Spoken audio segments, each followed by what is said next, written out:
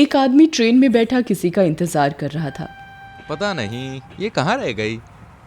तभी उसके मोबाइल पर मैसेज आता है, आई एम सॉरी जगजीत, पापा की अचानक से तबीयत खराब हो गई है और उनको हॉस्पिटल में एडमिट करना पड़ा।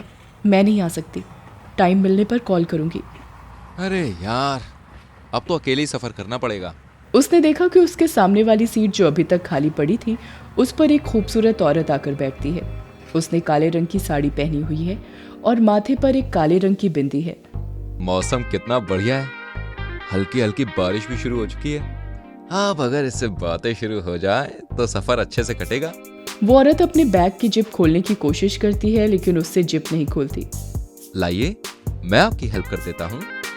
जगजीत को वो औरत बैग दे देती है और वो उसकी जिप खोल देता है। शुक्रिया, पता नहीं कैसे जाम हो गई थी। वैसे आप कहाँ जा रही हैं? मैं आगरा जा रही हूँ, मेरी बेस्ट फ्रेंड की शादी अटेंड करने। अरे वाह, मैं भी अपने दोस्त की वेडिंग अटेंड करने जा रहा हूँ। मैं दिल्ली तक जाऊंगा। चलो ठीक है, दिल्ली तक तो कोई है जिससे बात करते सफर कट जाएगा। सुनकर जगजीत मुस्कुराता है।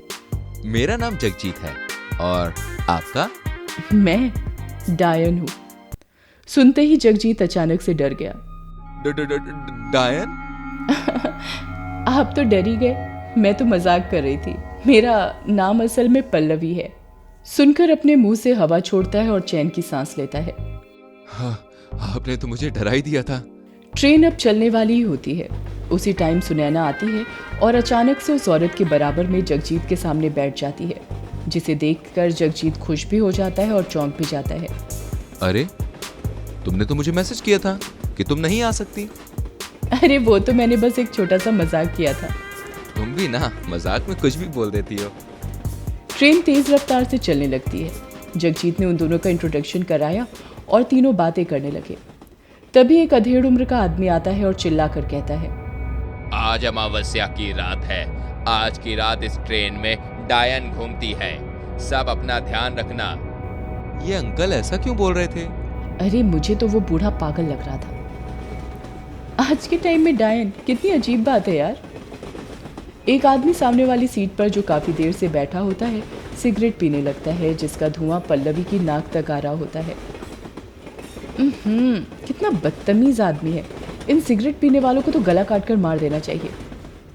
उसी समय पल्लवी अपने बैग से कुछ निकालने के लिए जिप के अंदर हाथ डालती है और उसके बैग से काले रंग की बोतल निकलकर नीचे गिर जाती है। इसके बैग से काले जादू की बोतल निकली है और इसकी बातें भी ठीक नहीं लग रही। अभी ये उस आदमी को मारने की बात भी कर रही थी। कहीं ये पल्लवी ही तो डायन नहीं? पल्लवी उस बोतल को वापस अपने बैग में रख लेती है। तभी वो सिगरेट पीने वाला आदमी अपनी सीट से उठकर आगे चला जाता है। एक्सक्यूज मी, मैं जरा अभी आती हूँ। मैं भी चलती हूँ, मुझे टॉयलेट जाना है। वो दोनों भी वहां से चली जाती हैं। कुछ देर बाद सुनैना तो वापस आ जाती है लेकिन पल्लवी नहीं आती। पल्लवी कहाँ रह गई? उसने कहा कि अभी आ रही है। थोड़ी देर बाद पल्लवी भी वापस आ जाती है लेकिन वो आदमी नहीं लौटता।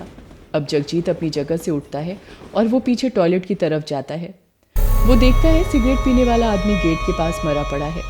जगदीश चुपचाप टीटी के पास जाकर उसको सब कुछ बता देता है। तभी सामने से दरवाजे की तरफ पल्लवी आती नजर आती है। क्या बात है जगजीत, आप यहाँ क्यों रुक गए? उसकी नजर उस आदमी पर पड़ती है जो दरवाजे के पास मरा पड़ा है। यही है, इसी ने इसको मारा है। ये डायन है। ये आप क्या कह रहे हैं? जगजीत और टीटी दोनों मिलकर उसको पकड़ते हैं और उसके हाथ पैर बांधकर वहीं टॉयलेट में उसे बंद कर देते हैं। इसके बारे में किसी को बताना नहीं, वरना ट्रेन में भगदड़ मच जाएगी। अगले स्टेशन में हम इसको पुलिस के हवाले कर देंगे। जगजीत वापस सुनैना के पास जाकर उसको सब कुछ बता देता है। अच्छा हुआ तुमने उसको बांधकर टॉयलेट में बंद कर दिया, वरना पता नहीं वो और किस किस की जान ले लेती। सुनैना सामने देखती है तो टीटी आता हुआ नजर आता है। वो उसको देखकर न जाने क्यों चली जाती है। मैं ज़रा अभी आती हूँ। जगजीत सोचने लगता है, इसको अचानक कहाँ जाना पड़ गया। वो लड़की जो सामने बैठी थी, क्या वो आपके साथ है? जी हाँ। आप दोनों टिकट दिखाइए। उसका टिकट उसी के पास होगा। टीटी चला जाता है। तभी जगजीत के मोबाइल पर सुनैना की कॉल आती है। वो रिसीव करके कान पर लगा लेता है। क्या हो सुनैना, तुम कहाँ रुक गई? सॉरी जगजीत, मैं नहीं आ सकी। पापा की तबीयत अगर ठीक होती तो मैं ज़रूर आती, तुमको बुरा तो नहीं लग रहा? ये सुनकर जगजीत डर जाता है और उसका मोबाइल छूटकर नीचे गिर जाता है। अगर सुनैना घर पर है तो मेरे साथ कौन है? वो सामने देखता है तो टीटी भी दिखाई नहीं देता। जगजीत मोबाइल उठाकर जल्दी से टॉयलेट की तरफ जाता है और पल्लवी के हाथ पैर खोलकर उसको आज़ाद कर देता है। जो लड़की तुम्हारे साथ सफ़र कर रही है वही असली डायन है। मैंने इस ट्रेन के बारे में बहुत कुछ सुना था, इसलिए मैं उसको मारने यहाँ आई थी। मुझसे गलती हो गई। वो मेरे दोस्त के रूप में आई थी, इसलिए मैं उसको पहचान नहीं सका।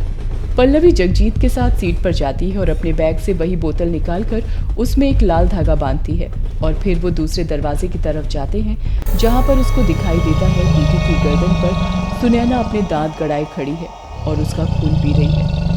उस टाइम वो डरावनी लग रही होती है और अपने असली रूप में आ जाती है। टीटी भी मर चुका था। जगजीत टीटी को उससे छुड़ाने की कोशिश करता है। डायन जगजीत में उलझ कर रह जाती है।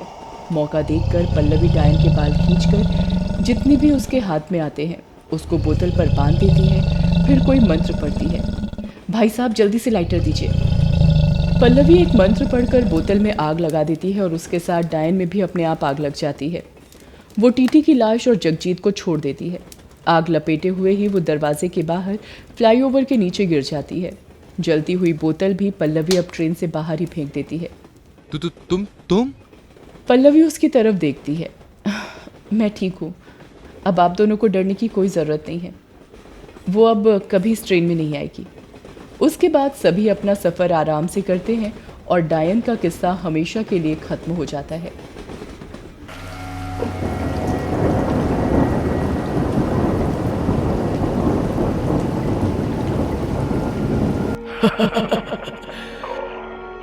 पागल इंसानों, आज रात के बाद ये खुशियां तुमको नहीं मिलने वाली।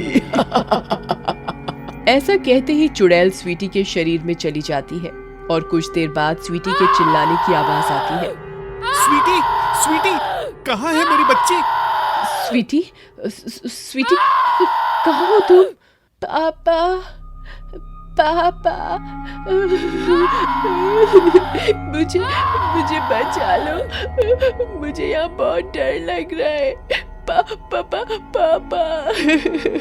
कुछ देर बाद राजेश को समझ आता है कि आवाज पास रखी अलमारी से आ रही होती है। जैसे ही राजेश अलमारी का दरवाजा खोलता है। स्वीटी मेरे बच्चे, तुमने तो हमको डरा ही दिया था। पापा गुड नाइट।